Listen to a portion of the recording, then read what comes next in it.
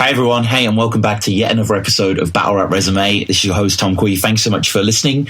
Please follow the show. You know, you've heard me say this millions of times now, and I'm begging you, if you haven't followed us yet, at Battle Rap Resume, please like us on Facebook. Please message me as well, anything you want to speak about on the show. You know, it's weird to say, like, I'm just being honest with you, but the show has entered this kind of almost new phase of kind of just, I can detect that it's getting a bit bigger because I've had several people, and I'm saying this, it's turned out so well, who I literally don't know, like, as in they're not even battlers, they're just people who like battling, who added me on Facebook and just like, yo, can we do this thing? And I'm like, yeah.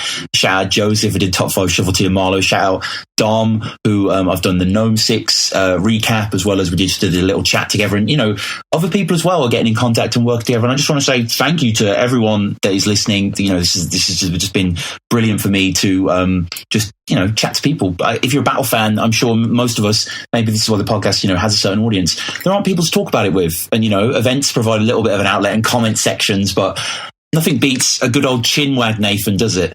Oh, God, no. I mean, you say about people just messaging you. That's how I got involved in the show. That's true. You posted, I think it was either the Moss Prob or Mixie episode, and I was just like, dude, PM me. I want to do your thumbnails. No, honestly, yeah. Because before, the thumbnail was just like an out of focus Battle Rap Resume symbol. And like, it was just the logo for every single video. I don't know what the fuck I was thinking, man. Like, when you pointed it out, I was like, something clicked, and then I was like, okay, I'll see what this guy can do. And I remember you did the first one. Was a Soul thumbnail, I think. Yeah, I think it was probably when the Soul episode came out, actually. Yeah, and you just it was him. It was a plain background first, and then we decided the notepaper thing on it. Yeah.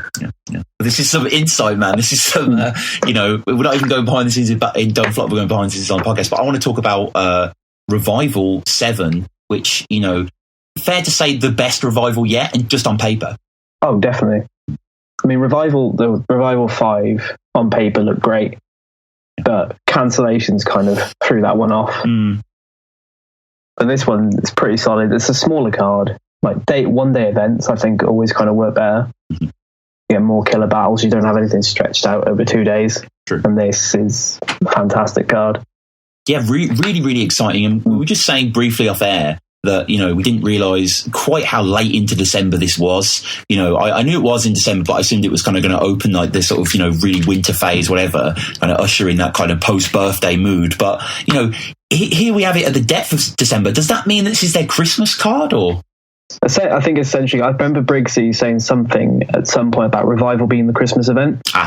It was a while back, though. I remember something about him wanting to do a Christmas event for it. And it works. I mean, does this mean they've done like 7 Revival events in a year now, then? It does seem like a lot, doesn't it? Yeah. Because it started last year. Right. With Chris Lee's Soul. Yeah. Okay. Not too sure when about that was. No, that was kind of, in some sort of never region of that year. But I mean, full props must go to, you know, Briggsy and, you know, anyone else involved in these events. They've been really, you know, there's been some great stuff going down in them. And I think undeniably this card is, Don't Flop ending the year so strong. Oh, God, yeah. I mean, there's only like one battle that looks misplaced, and it's only because it's a rescheduled battle. Which battle's that? Well, the very first one, probably going to talk about. It's a nice segue. So this was supposed to be on the Headhunters P-Soldier Spit Semis. Yes. I don't know anything about Spit Semis. No. But Sol commented somewhere saying he was from the WRCs. Okay. So he's an older head, so a bit of a vet, but not really a vet.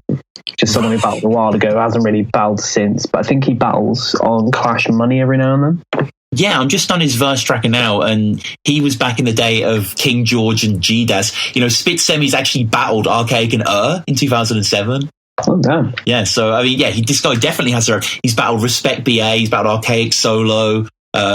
He's just battled. I mean, also, I just want to say, little great placement for verse tracker there. Shout out verse tracker, by the way. Fucking incredibly useful website. Like, you know what I mean? I was listening to Angry Fan Radio the other day, and they had the verse trackers up and they were going through it. I was like, it's such a podcaster gift, like just to kind of pull through it. And Spit Semis, you know, Para verse tracker, Wilsey was his last battle. That was last year. So he's... Oh, okay. What channel was that on? That was on Clash Money. Yeah, it seems like his last 6 clashes have been on there. He's also battled Toucan. Okay. So, you know... I searched Spit Semis on...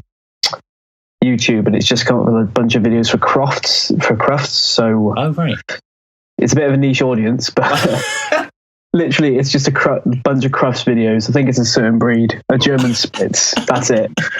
It's one of his battles. Well, P Soldier, you've got a bar written for you there, bruv. I googled you and all that came up with shit dogs. Like that could pop off, I think. Could work. maybe it's bombed here, so it'll bomb there. I'm not sure, but we'll push through. I mean, interesting. I mean, great to see P Soldier, on these cards. He battled Danny Jack, I think, at an earlier Revival, I believe. Revival, I think that was probably 4. It wasn't Revival 3 because Revival 3 was Leeds. I think it was the first one back in Manny. Right.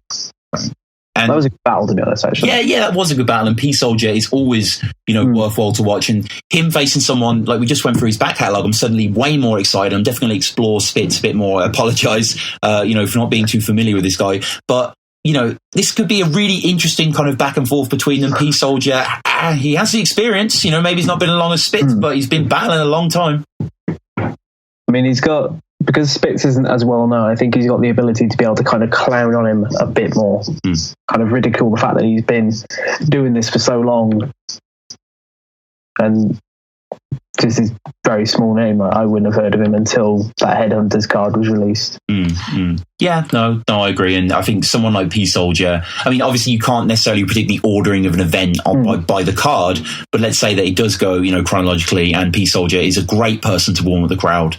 No doubt, the guy's so charismatic on stage, so likable, so able to really just kind of can make people explode just in the twist of a move. The guy's phrasing is impeccable. Oh god, yeah, he's one of those kind of more character based people. Very original.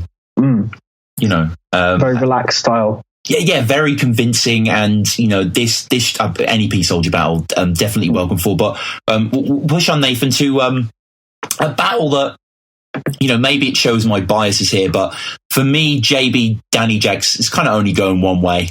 Yeah, I mean, Danny hasn't got the writing that Jabe has. Is it JB or Jabe? I always say it wrong. It's JB. Yeah, I think it was Emily Tilly on the forum got the name wrong or something, or am I thinking of Tally? There was some weird thing ages ago. How'd you get them mixed up? I can't remember. She said someone's name wrong in a prediction blog. I think she said Tally as like Tali or something like that. But it's going to be JB's, but Danny's going to clown him at least. I mean, hype jokes and everything. It'll be a fun one. JB is really fucking good, man, I have to say. Very, very impressive. I've rewatched him versus Dank's one of my battles of the year, by the way. Oh god, yeah, that's seeing like people like Thesaurus sharing that is insane. That battle was better than it should have been. Yeah, no, it was. I don't know if we discussed it, but I've definitely discussed it before, and said exactly the same thing. Yeah, I actually saw it live. You can see me in the background of the first round, obnoxiously wearing this like German shirt. It's kind of, and I just leave because I wanted to sort of appreciate it a bit more. And I mean, just absolutely fucking fantastic. And I love JB's writing, and it's good to see JB in a good venue like this, because the J Short thing, I'm not sure how it'll come out on cam, but hopefully it sounds like he killed it against J Short. It's just being outside might have taken a bit of the momentum away. They didn't end up like Pedro and Marlo, where the outside thing I think it kind of heightened their energy a little bit. Right. Like Pedro and Marlo was a good battle that was outside, had to be outside because the venue closed.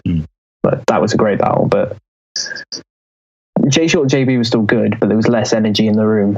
And Danny, taking by this time in battle rap chronology, he would have battled Raws. However that goes, I know I spoke to Raws actually at Next in Line. I meant to get him and Danny on to do one of those face-offs. That'd be actually really good to do. Oh god, that's going to be insane. Yeah, and Raws, man, Raws was fitting me a lot of his first, and it was awesome, man. He had I don't really want to spoil any of it, but it was very well written, and he was saying that when he was telling me, he's like, I'm just going to absolutely outright annihilate Danny. And Raws does have that ability. He does have that fantastic imagination, and JB's kind of on that similar paradigm. He's very able, and I think someone like Danny Jack, especially whose recent ascendancy to Training Days royalty is ripe to attack. Definitely. I think Danny's one of those people that you can't break him down so much as you have to kind of clown on him. Yeah. Because no one's going to take you seriously if you start going into why Danny's style's terrible. They're going to take you seriously if you start making fun of why it's terrible. Yeah, Danny can do work in this battle, but it's just. You got to judge on past performances in your head, haven't you? And I think JB especially is really coming into his own. Like, he's really been on a tear over this past 18 months or so, and it's been great to watch. And it's good to see him a bit more active as well, because there was a slight lull after the Dank thing, but he's back in it back to back, and that's really exciting. But the next battle is a very cool battle. I think this one. This is a cute matchup, isn't it? Crisis Frankie. Oh, definitely. Crisis has had a bit of a rise with his last two battles. I mean, he destroyed it. I mean, Pedro and Uno, wasn't it? And, well, Uno kind of bodied himself. So, yeah. It's awkward. That match, I think Crisis deserved a bigger name, and I think Frankie Fraser's the name he deserves. Yeah. I think Frankie as well, he's not someone to be intimidated by, well, not to underestimate. He's gonna be doing good work in that one as well. Yeah, entirely, and a cool crowd for him to perform in front of as well. Like a nice big indoor crowd that'll be warmed up by this point. It'd be interesting to see how he works in that. And obviously, Frankie is a terrific writer, no doubt. And again, I was speaking to him a little bit at Next in Line, and I think he was speaking about this matchup and how it was something that he was kind of saying, should I take this sort of thing? Clearly wanting to, clearly liking it, and I think this is probably an opponent that excites him. Definitely, I mean, it's what's the word I'm looking for? It's an unexpected matchup, but it's one that makes sense. Funny enough, I was looking back through because I was trying to find the Soul comment saying about split semis. Right. Because I remembered him writing it, so I was trying to double check it. I found an actual old thread where someone mentioned about, well, I think Frankie brought up something about battling Crisis. And I think it was Soul complimenting one of Crisis' lines, Frankie saying something about it, and someone in the comments saying, you should battle him. And they kind of had an agreement. And that was months back. That was when him versus Uno came out. I just thought it was pretty cool that that's now happening. Yeah. That's one of those battles that it's going to be a great battle, but no one on YouTube's going to watch it because of the names. Crisis is getting a bit more heat, I think. I think he's getting more views now that he's come back, but I think it might be because of his opponents. More people are going to watch a Pedro battle against anyone, right? And they're not watching it for Crisis; they're watching it for Pedro. So, to you, this could be a kind of I think it'd be a sleeper hit, like a Dank JB kind of thing, very revered, but yeah, it'll be one that will surprise on the day, I reckon. And who's going to win this? That's a tough one to call, to be honest. I think it is, isn't it? I think Crisis has got a bit better performance than Frankie has. But Frankie's got a bit more to his writing. Right. It's a tough one. If they both bring it their best performances, then you can't really call a winner. Calling a winner on it's unfair. It's like Shocks versus Tony. Calling a winner on that one was unfair. Because they both just killed it. Was 5-0 fair? Just on that Shocks? I remember you on Twitter. I'm very happy about it. I think looking back on the judging decisions, knowing that all of them had it very close, I still think 5-0 was unfair, but knowing that each person had it close, it was a bit like Rome versus Caustic, where I didn't think Caustic lost unanimously, but watching it back, everyone has them quite close. I think Nameless always posts his judging thing on Reddit, doesn't he? Yeah. He posted he had it quite close in the I think he gave the first to Roan, the second to Caustic, and then the third to Roan. Roan got the third unanimously, but the first and second were very close. It's just one of those ones where it's the judging decision makes it look like the person's been beaten more than they have. It's only until you actually hear why the judges went that way. Yeah. No, I know what you mean. Yeah, a 5-0 isn't exactly how it sounds like. It's not. Yeah, it's like someone saying this person won 3-0. It wasn't a body bag though. The other person still showed up. This person just edged them. Yeah, you can have a 3-0 non-body, but I guess it's kind of almost a pointless thing to say. I mean, it's like, why are you even saying that? Let's go versus Thesaurus. Yeah. That's a good point. Yeah. That's nice. I mean, hopefully this will be as good as that. Oh, God, yeah. I mean, we don't know. One of the things we can count on is that a battle like Pedro, J. Dillon, Nathan, it's entertainment, isn't it, right? I'm surprised it's one that was never set up before. That seems like an early days. That seems like a 2014 battle, if that makes sense. Yeah. That somehow never happened. I mean, or like a battle on training days when it wasn't training days, confusingly. It seems like just like one of those early day kind of ones where they kind of throw in similar, so I say similar styles, two very unique styles against each other. It's going to be manic on Pedro's side, and then Jay Dillon's going to be like very calm delivery on his lines. Because I mean, Jay Dillon's got some of the best wordplay when it comes to puns in the whole of Don't Flop. Like, it's ridiculous. His debate battle, which I've only ever watched it once, but the one line killed me on there, where it was something about cappuccinos, dressing casual cappuccinos, sitting in a cafe drinking a cappuccino, something like that. Like, his shit like that is just ridiculous. Yeah, no. He's I mean, him versus Harry Baker needs to happen, right? Oh, definitely. Like, they're kind of made for each other. I reckon Harry's really an adaptable battler. He adapts to whoever he's battling. So like if you look at kind of him from person to person, he's a bit like he's adapted his style to suit the person he's battling. So like if you watch him versus Pamphlet, he's kind of not adopted Pamphlet's thing, but he's kind of changed how he's going to do his thing to match up with Pamphlet. So what are you saying then? He battles Jay Dillon and just like it's like a puncalypse. Yeah, I mean, you know Harry's going to do puns. Yeah, you know he is. I mean, with that, I think he'd be more relaxed in that battle because they're both very similar styles anyway. That makes sense. I might just be mad randomly, to be honest. It's been a very long day.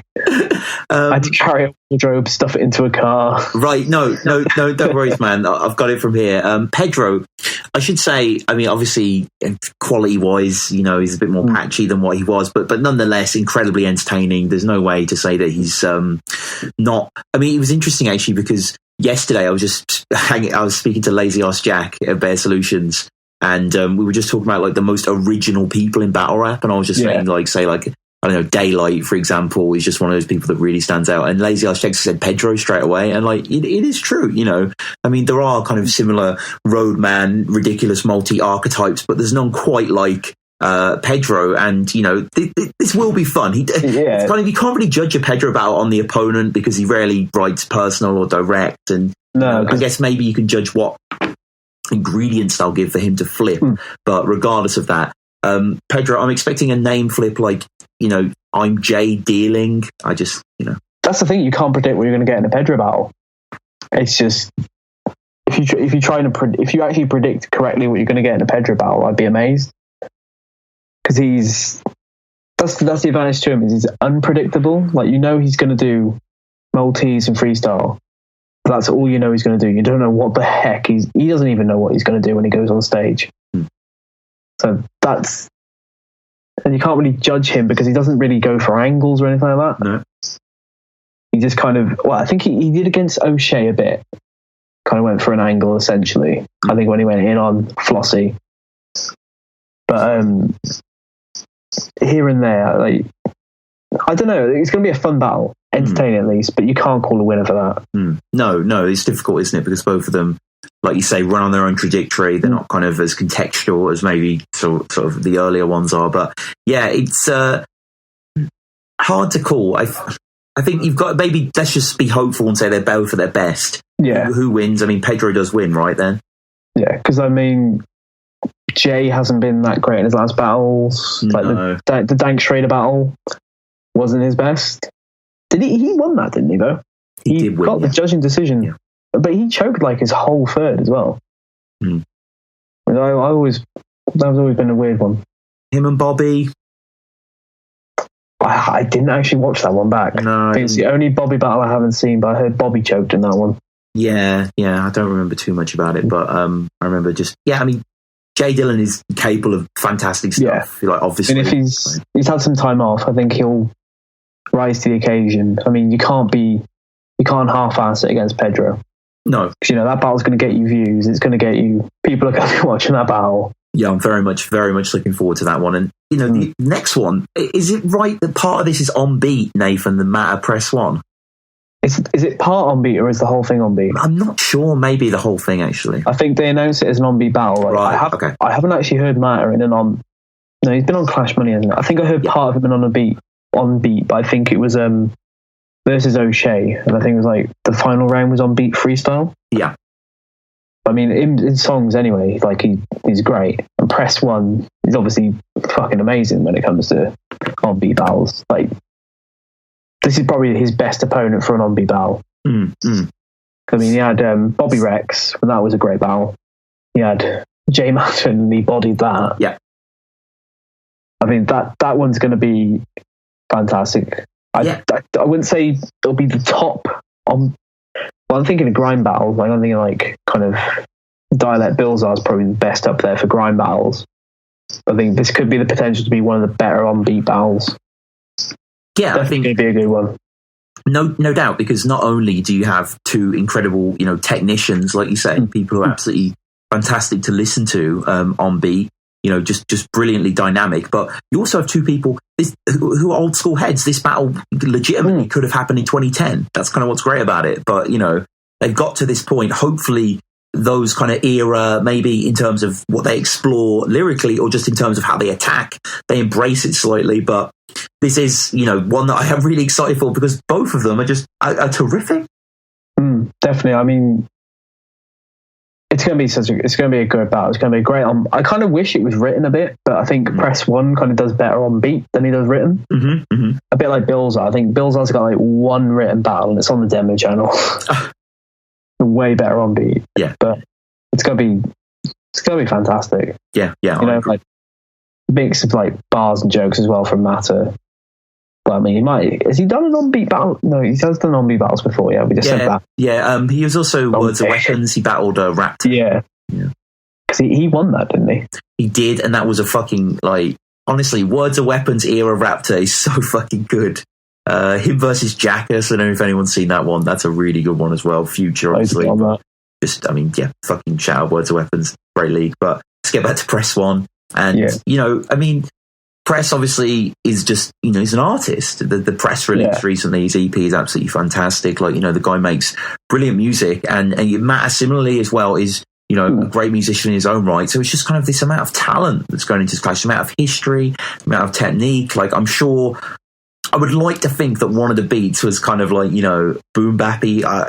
Hopefully they'll go for that direction rather than kind of something more, I don't know, trap influence, to be cliched there, but who knows? I don't know. Maybe I know the normal thing is like you pick a beat, they pick a beat, and then I don't know what the third one's decided on or something. But it's that kind of thing. Yeah, I think it normally does by genre, doesn't it? Right. So it's like two on beat, and then the final one would be like grime or trap normally. I'm hoping they kind of just keep it to like you said, like a boom bap kind of thing. I think it suits them a little better. Yeah, because I don't think Matter can do grime. Well, yeah, maybe. He Soldier might say otherwise, but yeah. I need much more word. What's the league called? Words of Weapons. Words of Weapons League. I can't talk today, Jesus. Long day. No, it's cool, man, and it's crazy. This battle would normally, this following battle, headline any revival card, but we have such incredible matchups throughout that it's actually the third. This is O'Shea versus Bobby Rex. This is a battle that it's like Innuendo Dundee. This is perfect matchup. Like, they've both got the stage presence, the charisma. They could both be extremely entertaining when they're choking or freestyling. It's a great matchup completely. Yeah. I mean, the only downside to it is it's coming off of Bobby doing Best Newcomer versus Dank, and O'Shea doing his battle versus Juan. So I think O'Shea can have a bit of a more calm approach when it comes towards Juan. He doesn't have to write his ass off or anything like that. He can just write it like any other battle. Whereas Bobby's got like a title of some kind on the line. So I'm hoping we get him being prepared for Dank and then also being prepared for O'Shea. But I think O'Shea's not someone you have to take lightly anyway. Oh, no, definitely not. And I think, O'Shea will relish someone like Bobby, I think. he really seems to have some of his best battles. Mirror match. Yeah, against equally huge personalities. They really seem to inspire him. And Bobby, this is just a fairy tale, ending to what's been a fantastic first year for him, really, and deservedly so. Oh, definitely. Like, he has had probably, I can't think of like a tryout going as far as they have in a year, more than he has. I mean, like Heretic, obviously. Mm-hmm. But Bobby has had like a killer year, even with like a couple of missteps, like the Press 1 battle, the Jay Dillon battle, a bit with the Innuendo battle. That one wasn't great. Right. But he has had one of the most fantastic years. He's had one battle on Don't Flop Extra, and every other battle since then, main channel. Yep. The guy he's battling has had pretty much all his battles be on Don't Flop Extra. Thanks like the king of training day, essentially. Yeah, I personally have Dank winning, but no, I feel you. I think I've definitely got Dank winning. I don't like Bobby's got some great wordplay, but when it comes to like quite technical stuff, you've got Dank's going to take that, but it's still going to be a good battle on both sides. Yeah, no, completely. And again, just to top up, I guess him versus O'Shea. Yeah. I do think this is going to be killer. I don't see any other way. I just think both of them are going to elevate each other's performances, and I mean, I just fucking love O'Shea as well. I love seeing O'Shea battle, and he's thankfully as active as ever. Yeah, I mean, he was going to take a bit of a break this year. I remember someone saying, but I like the fact that he's come back and he has killed it in pretty much every battle he's done this year. He had. Who's he had so far this year? He had Myverse, which was just ridiculous. Then he had the only kind of bad battle he had was Bloodstro and Wilsey. Yeah, but I mean, like circumstances changes. Kind of Orcs was pretty good. Especially because he had like a month to write it. Yeah. I'm loving the fact that O'Shea seems to have just lost all his sense this year, with writing a month early for Orcs, forgetting that he was going to be free for 8th birthday. I think he just battled Lefty, actually, on King of the Ronalds as well. Oh, yeah, that was the Top Gun event, wasn't it? It's Problem Pedro. I've heard that went down really well as well. Yeah. I had Visceral on the show, who's a great fucking battler on King of the Ronalds, and we did a little recap, basically. He came on and sort of was there battling. Has a really weird story to tell as well about how he was supposed to battle this guy called Tidal. King of the Ronalds fans might be aware of him. And he had all his rounds prepared, and he got to the event, and the event was going really well, but Tidal was no-showed or whatever. So basically, Tidal eventually arrives, like, very late, because they were meant to be the second battle, and all the big battles had happened. And then the last battle that happens is Hulk versus Lex, and then, which sounded like a great battle, by the way, as well. So Bobby Rex and Cannell also went down at this event, so... Oh yeah, because he battled on another card, didn't he, for King of the Ronalds? I don't think that it's actually been released yet. Bobby? He battled Hulk, didn't he? Did that not go down? I'm not sure. Maybe it did. But I don't think it did, because Visceral said it was his debut, actually. Okay. It was his debut, Lex's debut, as in big names, and Most Prob, like you say. And apparently Most Prob Pedro was good. Most Prob delivered 3 incredibly solid, interesting rounds. Visceral said it was some of his best stuff he'd seen, and some of Visceral's favourite battles is like, Most Prob versus Ogmios, so kind of the awareness of the quality that he can bring. Pedro was not, apparently he was dealing with some personal stuff, so, fair enough, but apparently he wasn't really in the zone, and, he didn't really deliver on the promise. And sad to hear, and apparently it brought a terrible atmosphere to the room. Pedro grabbed Most Prob's glasses and threw them across the bar. Oh God! And to make matters worse, Most Prob's extended American family were there on a visit, watching the battle, and it's just oh dude. But King of the Ronalds just brings out the worst in Pedro. It does. Just the absolute worst. It does. It's but a bad crowd. Just to tie up finally, in case you were wondering, listeners, that Visceral Tidal story. These battlers, Visceral especially, he's absolutely terrific, seriously good guy. But so Tidal arrives, and the final battle of the day, outside, everyone's kind of fucked up and pissed and whatever. But whatever, it's kind of the last battle is going to be Visceral versus Tidal, but basically Tidal suddenly disappears when Visceral have been speaking to someone to arrange the battle. He gets told that Tidal's left to get a coach. He races after Tidal and tells him, do the battle. Tidal says no. Hulk says to Tidal that they'll pay for his travel and his stay or whatever, they'll cover it if he just does the battle. And he said, oh no, I've got to help my mate back. I've got to help him get on the coach. He doesn't know London, and just left. He came to the event with the rounds in his head and still left. Visceral was dumbfounded, man. But I just don't think he wrote. That might be what it is. Why did he come? That's so stupid. Shout out Tidal. He's had a few battles. I think he's from Birmingham, actually. I have spoke to him at a King of the Realms event. But we're not here. Back on point. That was a mad little detour into the... Like a Stegosaurus. Yeah. So 2 main events. Yes. Two terrific events. And, this first one, 2 guys that I've had on the show, 2 guys that I'm big fans of. E. Farrell versus Take No Tox. What a mad matchup that is. That is...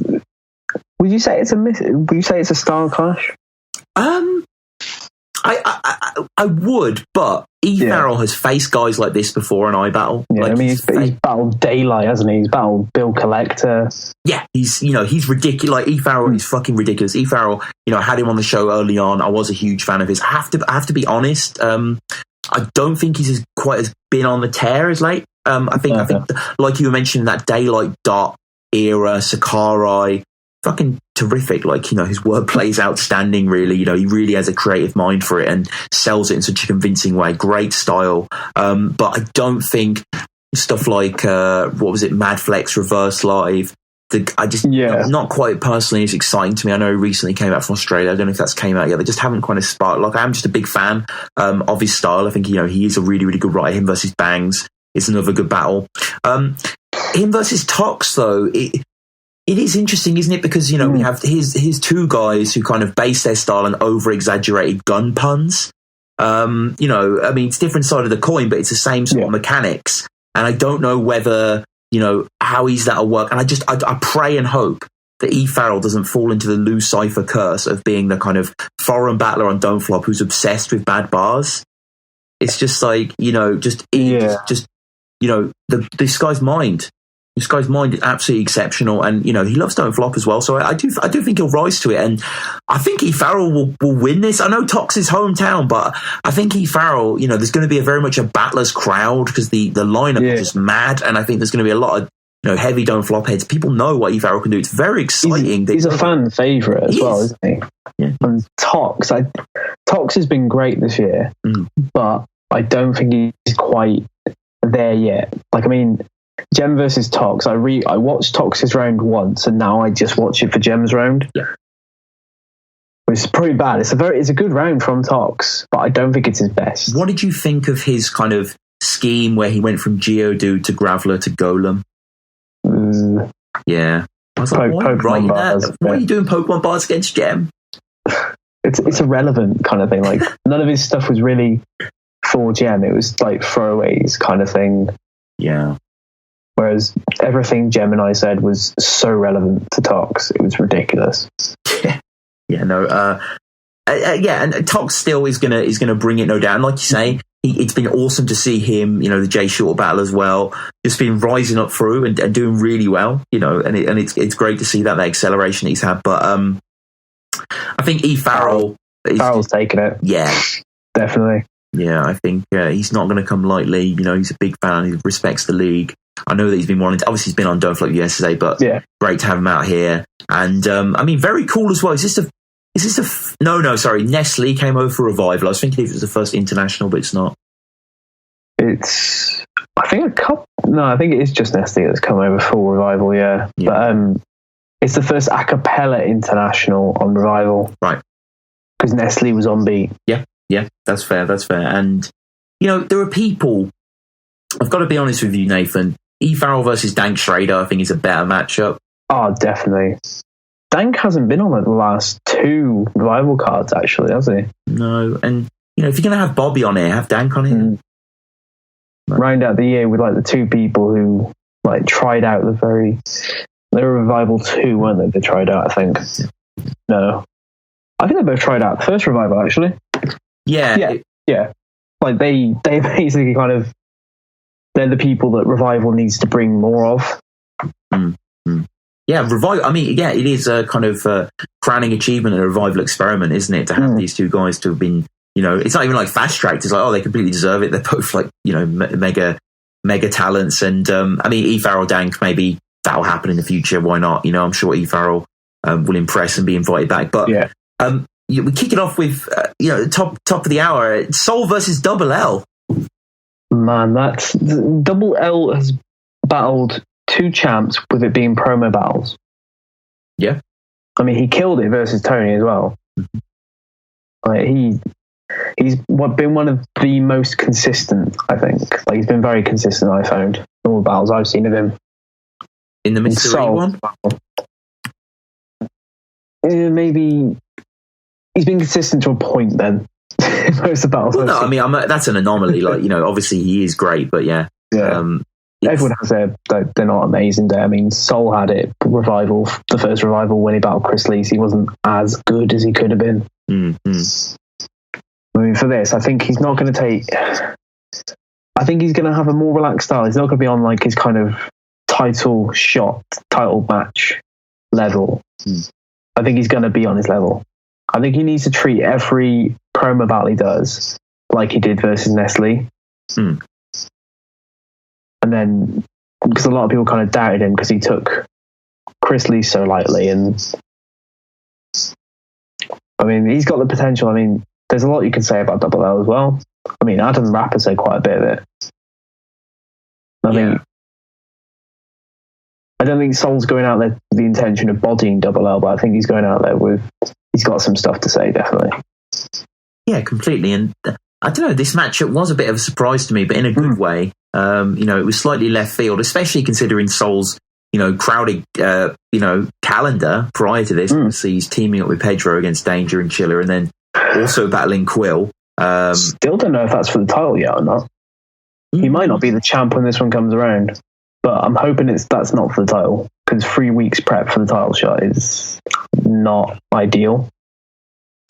I suppose not, but I mean, like, I wouldn't really know. But do you reckon it gets to the point where someone like Soul's been doing it so long that it's almost to a point, and he can sort of, does that because he's such a good writer? Like, I mean, if he's got the confidence to do it, yeah. I know he said he wanted to do more title matches. I think the main reason that one wasn't a title match to start with was because Quill doesn't want the title anymore.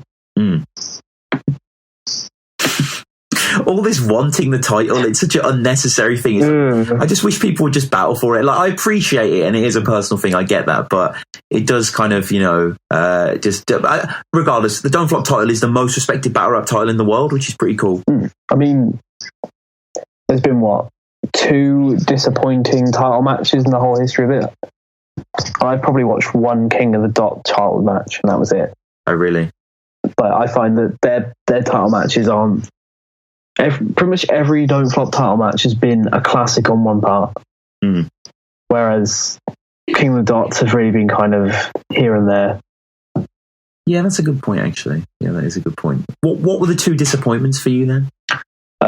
O'Shea versus Censor. That's a disappointment. That's quite a good battle. I don't think it was the best title match. I think but in terms of title matches, it's not up there with like Soul and C Major, O'Shea versus Tony. And then I can't remember what the third one was. The second one was. Right. I was probably going to say Tony versus Yunnan. Yeah. But Tony destroyed them anyway. So on one side, it was a great title match. Yeah, like you were saying, you did say that. And Tony's performance, Yunnan, what a disappointing performance that was. Like, he really could have like brought the roof down, but he just did some like. He did like that. No one's going to add a buy your CD. It's like, what the fuck are you saying? Like, not the one thing that always gets me with that is when he's rapping, he turns around and there's a girl behind him, and there's like an awkward silence. She's like, "Why are you saying this to me?" And he turns back around to battle Tony. Oh. It's like, I don't remember that bit, but I'm gonna try that down as soon as something about it. It's like it's in his first round, I think. After that, I kind of like, I'm not going to watch any of Yunnan's rounds for this. After that, it's something like that. I can't fully remember, but I just remember the girl behind him being like, "Why are you looking at me?" or something like that. So weird. And doesn't Yunnan I think Yunnan, like one of the first things he says is about shocks. He's like, "Oh, shocks, keep your name out of my mouth," or something like that. Yeah, because did Shocks mention him versus Cracker? I mean, he must have done, but that's really like, cool. You know that Shocks, and I'm Raiden in a lightning storm. Yes, that's right. Yeah, It's disappointing that battle probably wouldn't go down. Might not go down for a while anyway. Because Shocks was offered Yunnan for Checkpoint 3. I know that. He said about that on Reddit, but he decided to take Coma because he kind of preferred Coma's writing. Okay. Well, yeah, I mean, fair enough, but that would have been great. I mean, will Yunnan ever come back? I know that he's kind of put aside his differences with Bagnall, but I think probably he hasn't been that good though. No. Like if you watch his last couple of battles, like I think one came out the other day and it was just Sketch Menace. Yeah, that was a disappointment. Yeah, there was that one, and he battled on another smaller league as well. Oh yeah. And Subcon Sounds versus some guy called Plain and Simple. Oh okay, yeah. But like he's basically gone back to his old style now, where it's just like minute-long setups for punchlines that just don't really, like Tony said. No, I might be confusing with the Raptor battle. So that gets to the punchline and nothing will happen. Is that you, Raptor? I can't remember now. Every battle I've ever watched is blending into one right now. So yeah, we'll just round it out then with this is just Soul. I mean, he's such a versatile writer, and I think Double L's a new challenge for him. It's going to be a good one, I reckon. I'm not good. I'm going to say Soul will take it, but Double L is not going to be a pushover. I think Double L needs more battles as well. He hasn't really battled. He hasn't battled since April Fool, has he? This is a really good look for him, isn't it? To come back headlining. It definitely shows like a amount of faith in him. Yeah, he's been around a long time, you know. Oh, definitely. Like, I mean, he has one of the best tryout battles. Like, of like, don't flop when you battle Dialect. Like that got straight on main channel. Yeah, that is one of those sort of. Everyone points to that one as one of the kind of key. I mean, Marlowe, Josh Fox as well. I guess more on Marlowe's. Yeah. That was an outstanding tryout. I mean, someone put a post saying about they need to do a series of like rematches. Someone said like Dialect and Double L needs to be a rematch. It's like, nah, that battle was perfect on its first go. Yeah. I mean, some of the rematches could work. I guess a night of rematches wouldn't be the worst thing ever, and it'd be quite an original concept. P Soldier and Soljitsu, like he said in his episode, like that. I think that's a rematch that needs to happen because they have both improved so much. Yeah. It'd be great to get Soljitsu back. He's still on Viewpoint. His profile just doesn't have a profile picture anymore. And he pops up every now and then, but you don't know it's him. Yeah, I actually doing. I posted a status recently asking where he was, and I tagged him in it, and he got back to me, and he wants to be. He basically said, he'd be on the show. He's happy to be on the show. So maybe we can dig into that. It'd be great. Yeah, Soljitsu, fucking great. It'd be good to see him at like Revival 8 or something. I don't know. You know. Oh, definitely. Like, I mean, he's battled. How much did he battle this year? I don't think he battled at all, did he? I don't think so. No. Can't remember the last time he battled. Anyway, it'd be great for him to take a year off, come back, 2017. Title? It'd be great. Yeah, Soul versus Soljitsu for the title. Whoever has it by then, anyway. You know, he's actually had quite a few. He's had 4 battles released this year, all on Gift of the Gab, bar the 100 Bullets battle, which obviously took place kind of just before, but got released after. He's battled 5-star Firms, Bracy, and Templar Surfer Kid. Oh yeah, so I knew something about him battling Templar Surfer Kid because Templar started posting his battles on Viewpoint the other day. Yeah, there's. The same about everyone he bodied that was on DF. I think DF bodied him, to be fair. Yeah, I mean, on the post, I think he said something about like Shocks didn't leave Gab with his soul. I think I commented on saying, "Mate, you didn't even leave Gab at all." And then like there's like a whole string of comments of people commenting on it. It was like an hour later. I was like, I am unfollowing this post right now. So yeah, that is Revival. It's Saturday, the 17th of December. They haven't actually announced the venue yet, but if you listen to this and the tickets are still on sale, it's £10 pre-sale. £10. That's fucking crazy. I think they're close to selling out though. Right. I think there's only a few left. I know the pre-sale for Revival 5 ran out pretty quick, but that was a very hyped event. Yeah, this is absolutely incredible. Again, shout out to Briggsy and Don't Flop, and Sam Strickland, who designed the flyer as well. I'm hopefully going to have Briggsy and Sam on soon to discuss Revival 7 a bit more, because, the matchups, I'd love to know how some of them took place, because they sound fucking incredible. Speaking about them has got me so excited. Oh, definitely. Shout out to Sam. He helped me out a lot with doing the thumbnail design for the episodes that are going to be coming out for this one. Nice. Like, I messaged him up. He got straight back to me. Oh, that's so good. Fantastic. Yeah. No. And Nathan, again, thank you. How do people follow you? Are you still on the YouTube? Yeah, I've got to get around to it. Like, my extensive overtime at work comes to an end soon. Good. So I can actually get on doing my channel, get it all set up for actually doing shit on there in 2017. But I've got ideas going and everything. I'm going to start doing proper work on there. But my main Twitter at the moment is just Nathas Jones. Nathas Jones, right. Yeah, no, I'm sure if you go on the Battle Rap Resume, I've retweeted him numerous times, because, the thumbnail stuff you do is... it's a shit, man, and thank you. Like, Revival set, is there a battle that you're most excited for, I guess, to conclude? O'Shea Bobby Rex. Yeah. Like, that to me is a battle that's been in the making since Bobby Rex came onto the scene. Yeah. That's like perfect battle for him. Yeah, maybe. I want to see what E. Farrell does. JB as well, actually. I'm excited to see JB's performance. But this is fucking crazy. I think O'Shea versus Bobby Rex and Matter versus Press One are the battles where I'm excited for both battlers. Where it comes to like Soul and Double L, it's mainly on Soul side. E versus Tox, it's mainly on E Farrell side. Kind of, they're two battles that I'm watching mainly for both those battlers. Yeah, completely. And spit semis as well. Why not? Looking forward to seeing the return, man. Shout out the Dub RCs. But Nathan, 2017. Thanks, man. Cheers, bro. Yeah, no problem.